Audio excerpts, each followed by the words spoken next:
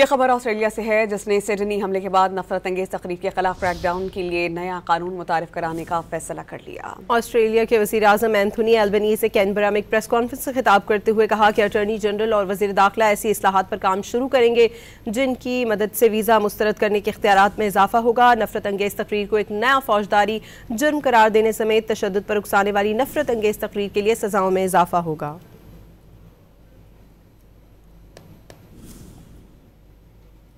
ये खबर ऑस्ट्रेलिया से है, जिसने सिडनी हमले के बाद नफरत अंगेज तकरीर के खिलाफ क्रैकडाउन के लिए नया कानून मुतारिफ कराने का फैसला कर लिया। ऑस्ट्रेलिया के वज़ीर आज़म एंथोनी एल्बनीज़ ने कैनबरा में एक प्रेस कॉन्फ्रेंस से खिताब करते हुए कहा कि अटॉर्नी जनरल और वज़ीर दाखिला ऐसी इस्लाहात पर काम शुरू करेंगे जिनकी मदद से वीज़ा मुस्तरद करने के इख्तियारात में इजाफा होगा। नफरत अंगेज तकरीर को एक नया फौजदारी जुर्म करार देने समेत तशद्दुद पर उकसाने वाली नफरत अंगेज तकरीर के लिए सजाओं में इजाफा होगा।